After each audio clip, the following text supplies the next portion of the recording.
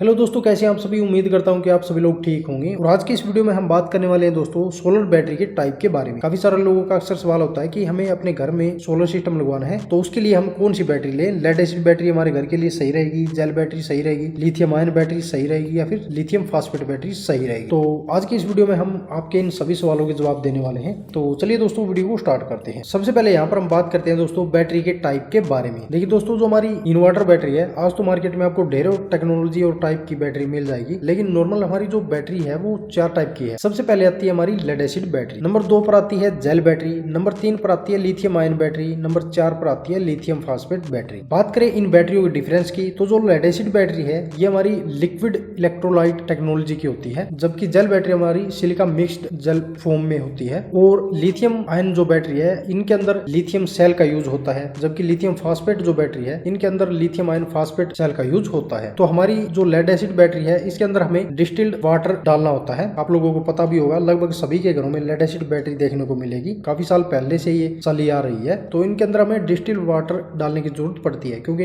जब इनके ऊपर लोड ज्यादा चलता है तो इनका पानी सूख जाता है, इसलिए हमें इनके अंदर पानी डालने की जरूरत पड़ती है। जबकि जो जेल बैटरी है इसके अंदर हमें सिर्फ जेल डालना होता है, और ये बिल्कुल मेंटेनेंस फ्री है। इसके अलावा हमें इसकी कोई मेंटेनेंस नहीं करनी पड़ती है। और लेड एसिड बैटरी और जेल बैटरी लगभग देखने में भी सेम सी है, इतना ज्यादा डिफरेंस इनमें नहीं है, बस इनके वेट का डिफरेंस आपको देखने को मिलेगा। जबकि लिथियम आयन जो बैटरी है इनमें कोई मेंटेनेंस आपको नहीं करनी है, कोई जेल वगैरह आपको इनमें नहीं डालना है। जबकि जो लिथियम फास्फेट बैटरी है इनमें भी आपको कोई मेंटेनेंस इनकी नहीं करनी। सेफ्टी की बात करें तो जो लेड एसिड बैटरी है ये थोड़ी हानिकारक है, क्योंकि इसके अंदर आपको हार्मफुल गैसें निकलती हुई देखने को मिलेगी, और इनका लीकेज का थोड़ा खतरा रहता है, क्योंकि काफी जगह पर आपने देखा होगा कि जब इनके इंडिकेटर ऊपर से लूज हो जाते हैं तो इनके अंदर से तेजाब निकलने लगता है, और वो फर्श को बिल्कुल गंदा भी कर देता है, और अगर हाथ वगैरह लग जाए तो वो वहां पर नुकसान पहुंचा सकता है। जबकि gel battery completely sealed pack होती है। जबकि लिथियम आयन जो बैटरी है इनमें थोड़ा ओवर हीटिंग का खतरा होता है। इसके अलावा ये बिल्कुल सेफ है, क्योंकि आजकल इनके अंदर भी स्मार्ट BMS आते हैं, तो वो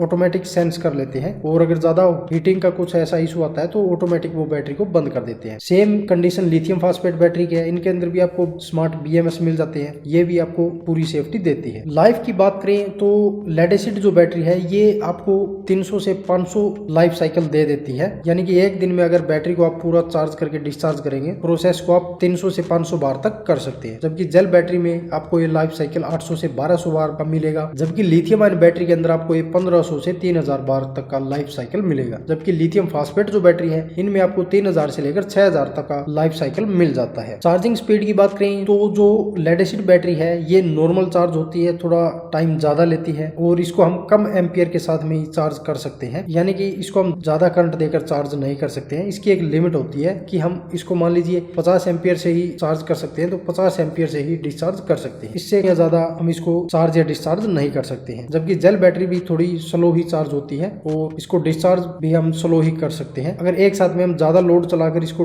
डिस्चार्ज जल्दी कर देंगे तो बैटरी खराब होने का भी चांस रहता है। जबकि लिथियम आयन बैटरी जो होती है ये बनी ही इस चीज के लिए है, जितनी इसकी कैपेसिटी है उतनी एम्पियर से इसको चार्ज भी कर सकते हैं, और उतने ही एम्पियर से इसको एक साथ में डिस्चार्ज भी कर सकते हैं। सेम ही कंडीशन लिथियम फास्फेट बैटरी के साथ में है, इसको भी आप हाई से हाई करंट देकर चार्ज कर सकते हैं, और उतने ही करंट से आप डिस्चार्ज भी कर सकते हैं। अब बात आती है दोस्तों प्राइस की, तो लेड एसिड बैटरी जो है इसका सबसे मेन बेनिफिट ये है कि इसका प्राइस सबसे कम है। एक नॉर्मल 150 AH की C10 रेटिंग की सोलर बैटरी आपको 12000 से मिलनी स्टार्ट हो जाती है, तो और बढ़िया ब्रांडेड कंपनी की लेंगे तो लगभग आपको 15000 रुपए तक की बैटरी मिल जाएगी। जबकि जेल बैटरी जो है ये थोड़ी सी प्राइस इनके ज्यादा होता है, जहां पर आपको 150 AH की लेड एसिड बैटरी 15000 रुपए में मिलेगी, वहीं जेल बैटरी आपको लगभग 20 से 22000 रुपए में मिलेगी। वहीं अगर लिथियम आयन बैटरी आप लेंगे तो एक 12 वोल्ट की और 100 AH की कैपेसिटी के साथ में आपको लिथियम आयन बैटरी लगभग 25 से 30000 रुपए की मिलेगी। जबकि लिथियम फास्फेट बैटरी आप लेंगे तो वो लगभग आपको 30 से 35000 रुपए में मिलेगी। जो हमारी लेड एसिड बैटरी है इसका एनवायरमेंट के ऊपर थोड़ा प्रभाव पड़ता है, क्योंकि इसके अंदर से गैसें निकलती है, और दूसरा ये लीकेज भी हो जाती है। जबकि जेल बैटरी में ऐसा कोई इशू नहीं होता है, ये पूरा